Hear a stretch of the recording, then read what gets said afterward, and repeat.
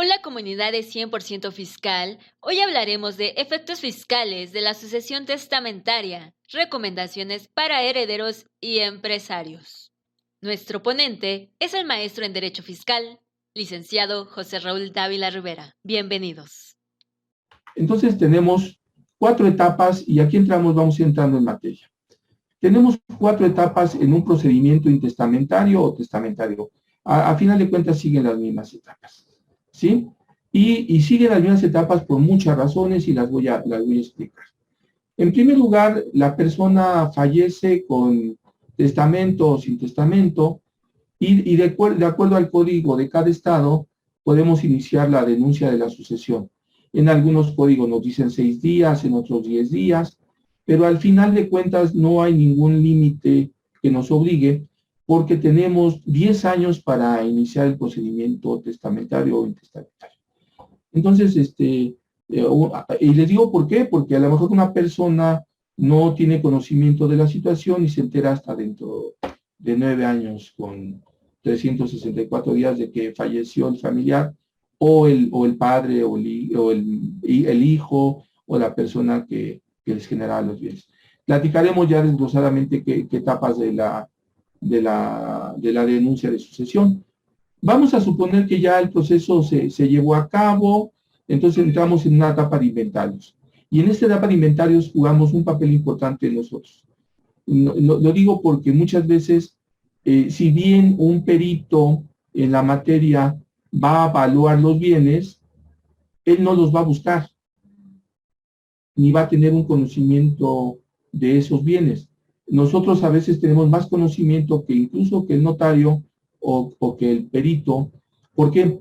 Porque nosotros entramos en una fase en que conocemos su historia fiscal y sabemos qué bienes tenía, qué acciones tenía, le pedimos información al SAT y resulta que era accionista en una empresa, o resulta que también tenía otros bienes, o tenía capital invertido, tenía cuentas bancarias, y les estoy dando temas, ¿eh? Hay cuentas bancarias, aparecen inversiones, aparecen una serie de documentos que solamente la parte fiscal normalmente conocemos.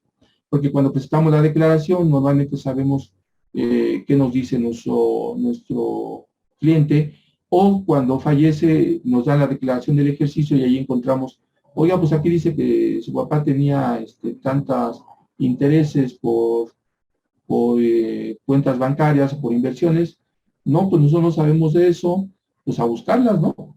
A buscarlas, porque aquí dice que es Banamex, aquí dice que es Bancomer, aquí dice que es tal, ¿sí?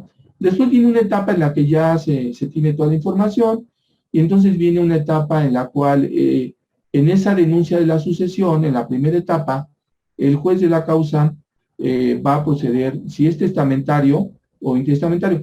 Muchas veces en el juicio testamentario, el de Coyus, el autor de la herencia, ya señala a una persona que se va a hacer cargo de la administración de los bienes si él fallece.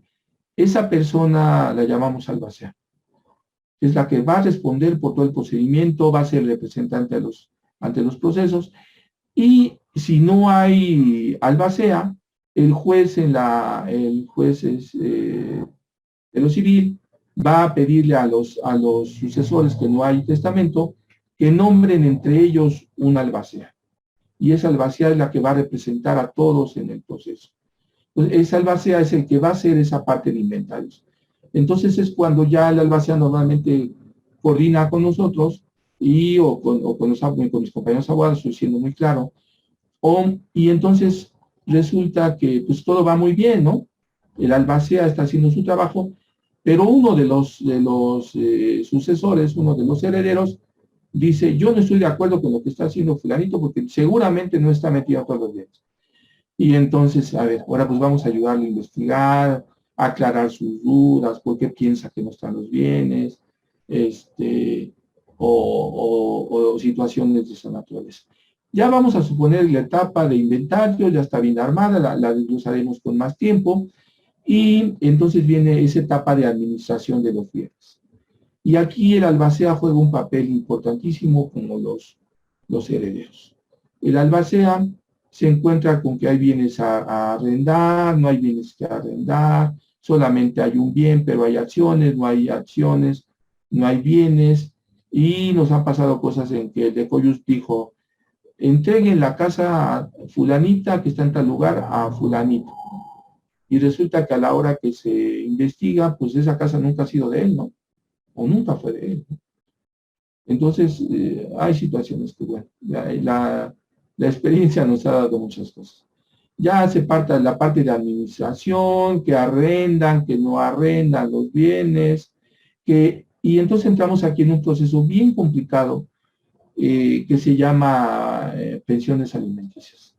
Quedaron menores de edad, había que pagarles, son acreedores alimentarios, pero también quedó la concubina o quedó la esposa y a ellos hay que repartirles recursos para que sobrevivan.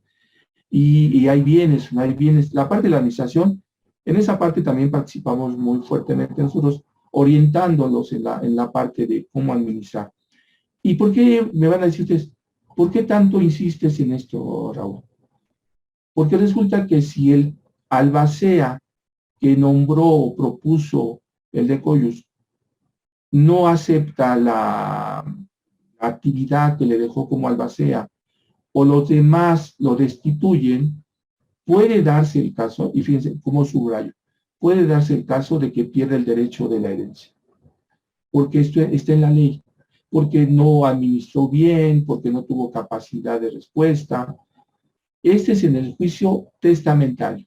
En el juicio intestamentario el albacea es un poco más libre, tiene más facilidad, y muchos albaceas en ambos casos se allegan de asesores que los orientan, ¿no? Si se allegan del asesor que conoce el tema, pues va a llegar a buen término, pero si se allega de asesor de su compadre, su comadre, su amiga, la vecina, y que ella la asesora y le da recomendaciones, y en lugar de ayudarla descompone todo, tenemos que analizar eso. Esa es una situación de recomendación muy fuerte, ¿sí?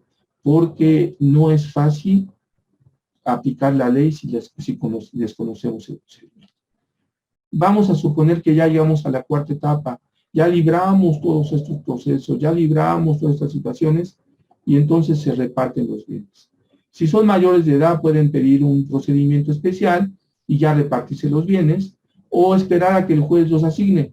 Pero si esperamos que el juez los asigne y nos vamos a estar otro año y nos va a repartir cuando acabe el COVID, cuando desahogue los procesos. En cambio hay un procedimiento especial en el que podemos decir, ya está todo en orden, vámonos. ¿Sale?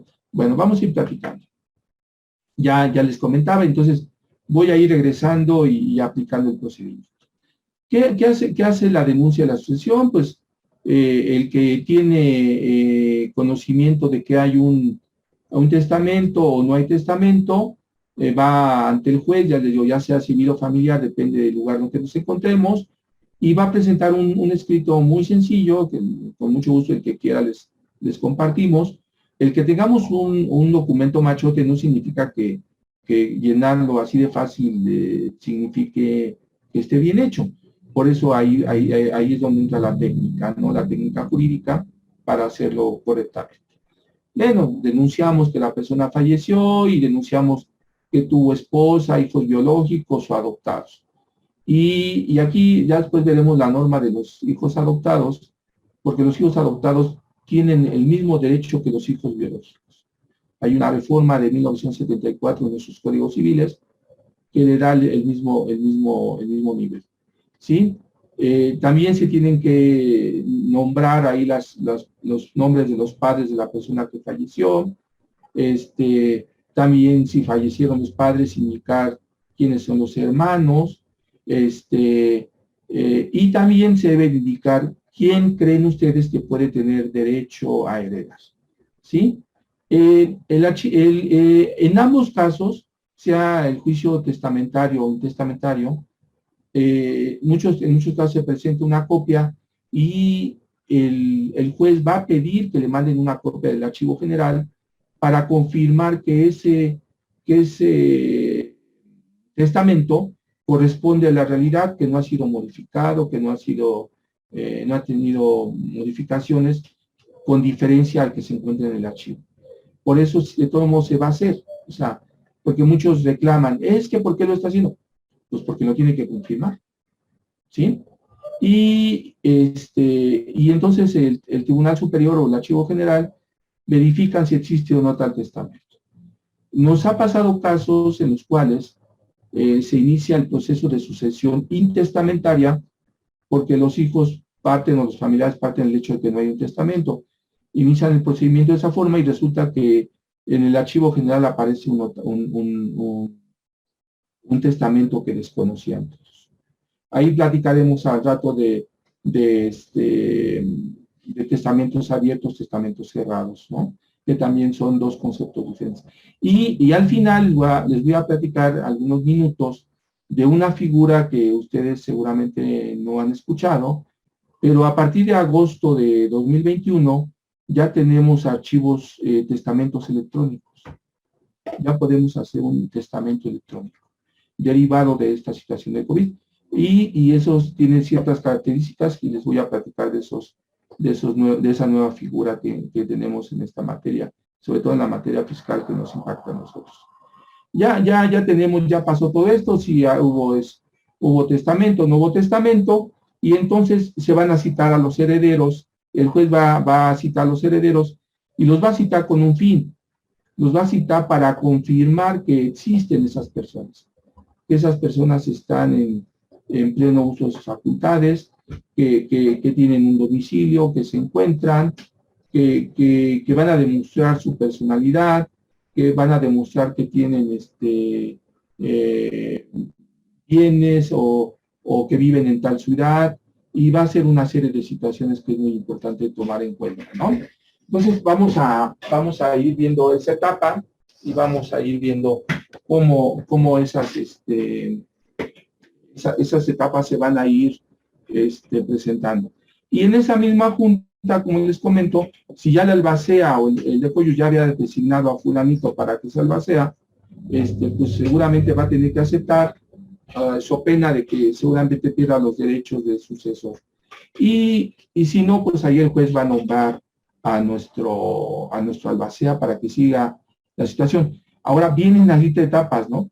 Ya se nombró el albacea en la sucesión intestamentaria, y entonces algunos familiares mal orientados inician el incidente de sustitución del albacea, que porque no me cayó bien, porque me cae mal, porque no agarraba mis juguetes cuando era chiquito y entonces yo tengo un resentimiento contra él, o situaciones de ese tipo, ¿sí?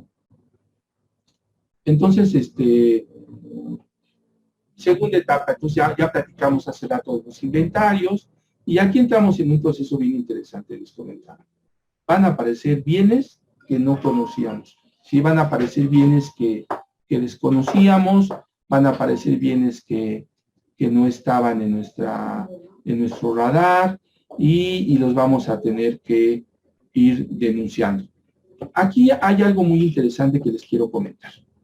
Nos han pasado casos en el cual se acercan los herederos y nos dicen, oiga, fíjese que hay 10 bienes que se están reportando en el inventario, pero también hay bienes que no aparecen en el inventario.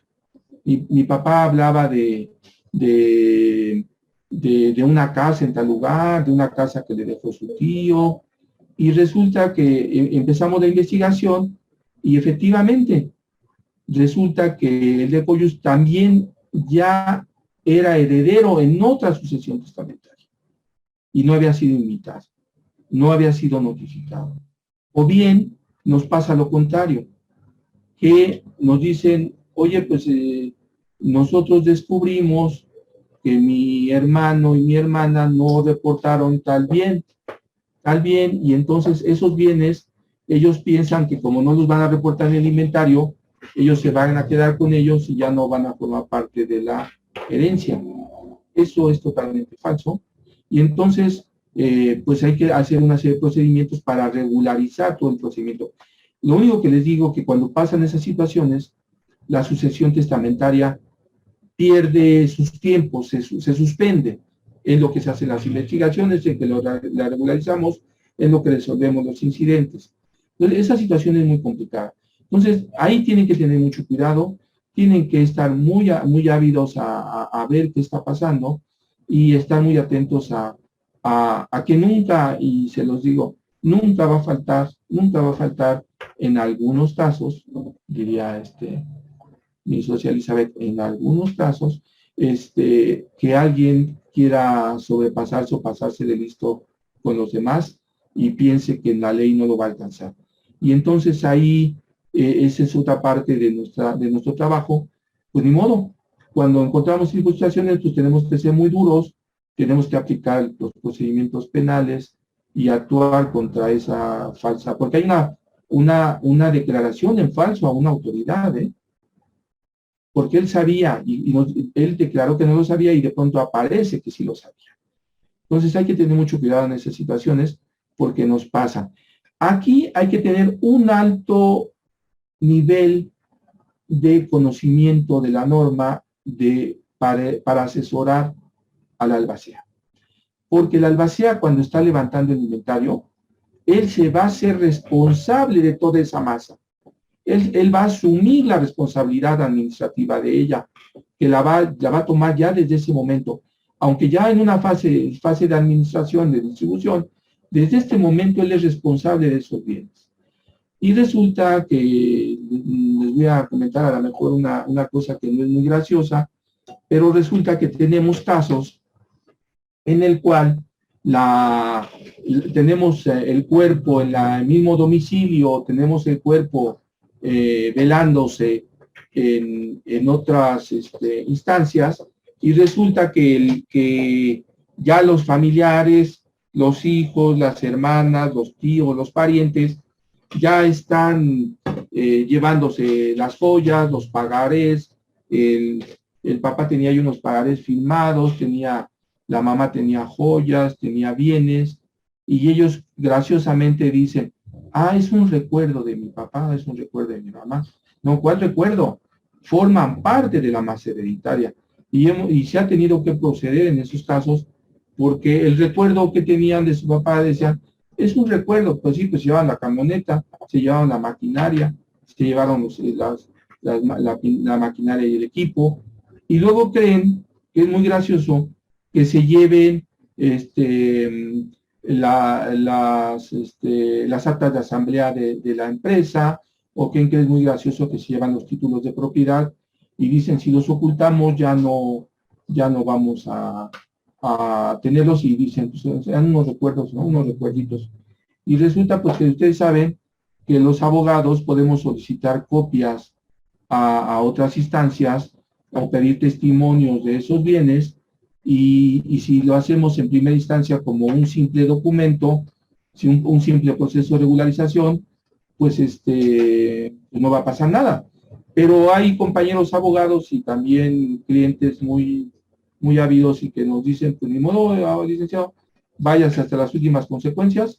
Y entonces tenemos que irnos hasta las últimas consecuencias, porque efectivamente hay un abuso de poder, hay una falsedad de declaración, o nos hemos encontrado casos terribles en el que, como también en este inventario se van a integrar todas las cuentas por pagar o cuentas por cobrar, aparecen pagarés del decoyus que le debe a familiares con desgracias muy fuertes. El hijo técnicamente le debía al papá, y aparecen pagarés, o aparecen documentos en el cual contratos privados de compraventa de bienes muebles e inmuebles, que cuando ya los tenemos que combatir, pues tenemos que buscar la nulidad. Pero hay casos que hemos visto en el cual, paradójicamente, los jueces, ya sea por el procedimiento mercantil o civil, o incluso en el mismo familiar, los jueces les otorgan a estos falsificadores, porque no puede decir de otra forma, la ventaja de cobrar ese bien. Porque vamos a ver en qué parte también se pueden empezar a pagar esas deudas o esos pasivos o esos acreedores alimentarios. Y todo eso que les comento impacta fiscalmente. Impacta fiscalmente. Porque también impacta en la parte de materia civil. ¿Por qué? Porque la persona que va a cobrar, nosotros hemos tenido casos que dicen que aparecen pagarés, y resulta, ok, perfecto, metemos el incidente, seguimos el juicio mercantil que vamos a tener que seguirlo, y entonces, pues les comento, les dicen, ahora ok, pues páguenle, ¿no? El albacea otorga el poder y lo paga en esa parte del inventario, pero también nosotros tenemos que seguir procedimientos de materia fiscal y de lavado de dinero, porque resulta que a mí me debe demostrar el que solicita el pago de ese pasivo, de ese adeudo formulado con pagarés, pues no solamente me tiene que formular con el pagaré, me tiene que demostrar en qué momento él le entregó el dinero, ¿sí?, al Ecoyus, con qué cantidades, con qué transferencias, con qué cheques, con qué forma de entregarle los bienes.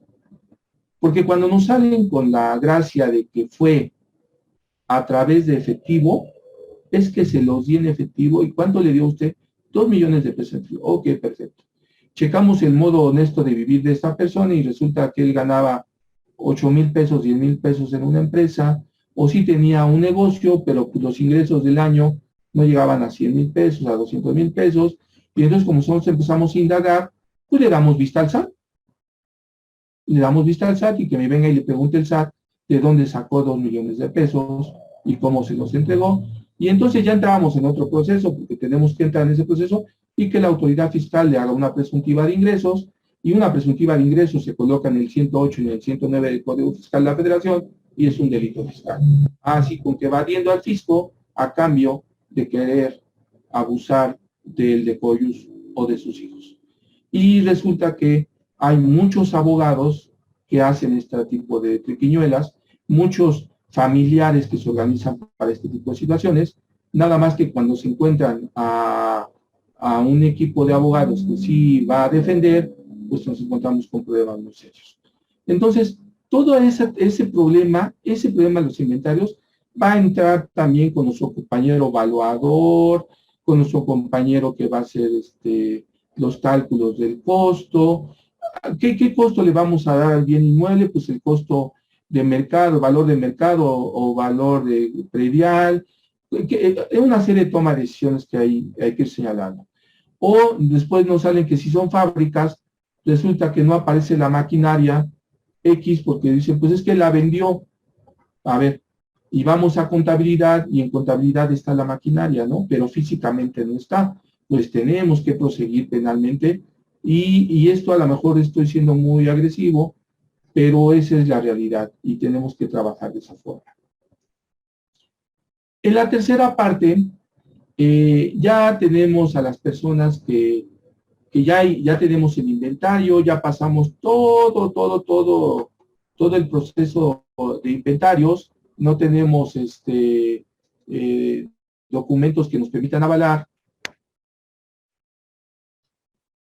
o sí tenemos ya los bienes que tenemos identificados y ya tenemos un bien, ya tenemos que tenemos edificios de arrendamiento o la casita que tenían los papás, ahí está, pero hay que arrendarla, pues ese arrendamiento paga impuestos, ¿eh? O tenemos tierras ejidales, o tenemos tierras de propiedad privada que se rentan, maquinarias, equipos, toda esa utilidad tiene que generarse y debe ser reportada por el albacea. Pero aguas, el albacea no es Dios, el albacea nada más es un administrador, ¿sí? Es como cuando mucha gente me pregunta, ¿quién es el presidente? El presidente es el que preside, ¿no? Y el administrador es el que ministra, es el que va a dar el precepto AD antes de, o sea, va a preparar todo para dar. Ahora, ¿qué tenemos con el albacea? El albacea no puede andar arrendando, no puede andar prestando los bienes, no puede andar sin el consentimiento de los demás, ¿sí? A menos que la decisión que tomaron ante el juez ellos decidan. Y el albacea puede arrendar los bienes, pero lo tiene que hacer en forma escrita. Nos hemos encontrado casos que la albacea o la prima, la hermana de los casos en los que te tienen 10, 12 herederos y todos están en el mismo juego, uno abusa, renta los bienes, no los reporta a la albacea no entrega cuentas y resulta que todos esos son delitos de carácter patrimonial y no los queremos ver como delitos patrimoniales. Sin embargo, a la hora de la verdad, también tenemos delitos fiscales, ¿sí? Porque no enteraron las retenciones. Y ahora, el albacea tiene que estar entregando cuentas de acuerdo a las disposiciones de cada entidad. Hay entidades en que el albacea tiene que entregar el informe cada 6 meses y hay albacea que lo tiene que hacer cada año y hay albaceas que lo tienen que hacer en forma semanal y en forma semestral. Depende del bien que vamos a hacer. Pero el albacea tiene una vida útil en cuanto a su función. La norma nos señala que tiene que ser de 1 año.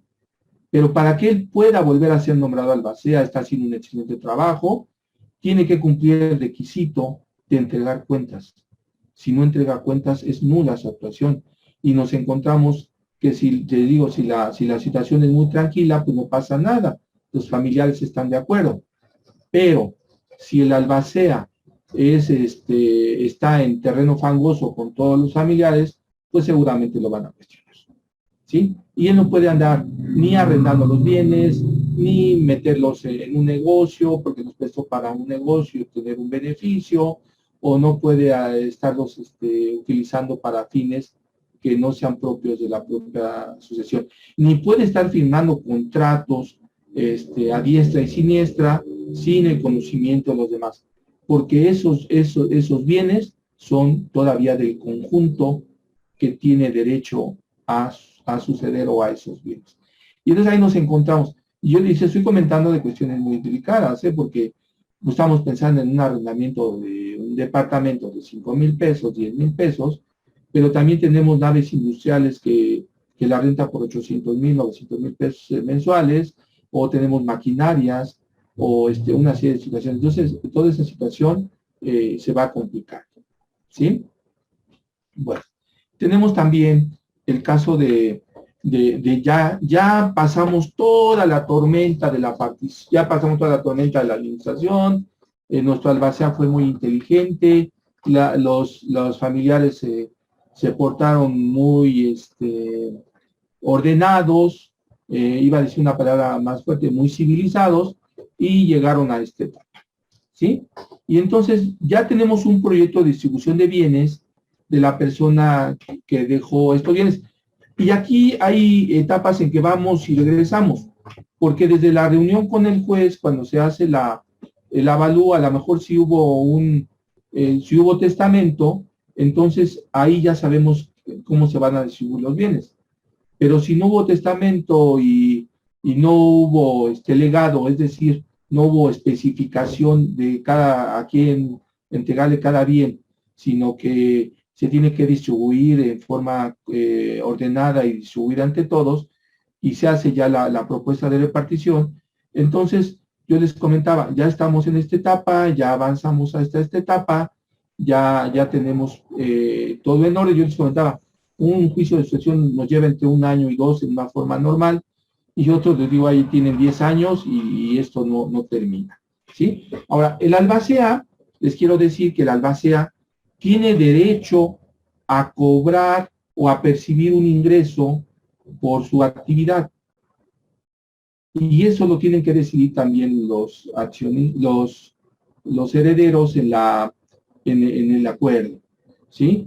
Porque nos hemos encontrado casos que el albacea, pues a lo mejor deciden que le puede dar un porcentaje, la ley dice que puede ser hasta entre el 2 y el 5% de la masa hereditaria.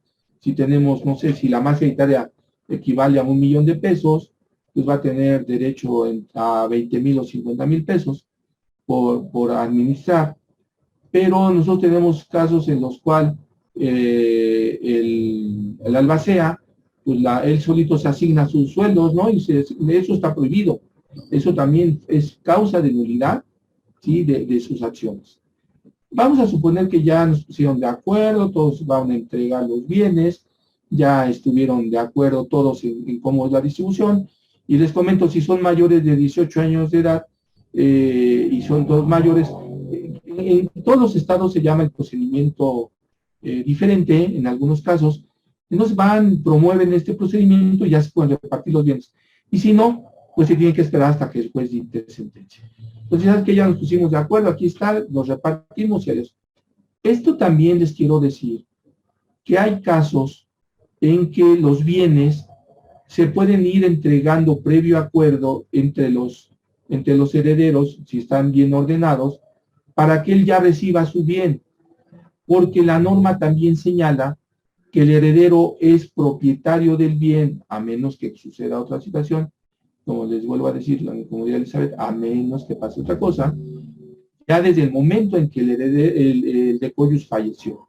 En ese momento ya ellos ya son poseedores, a menos que la situación implique otra situación.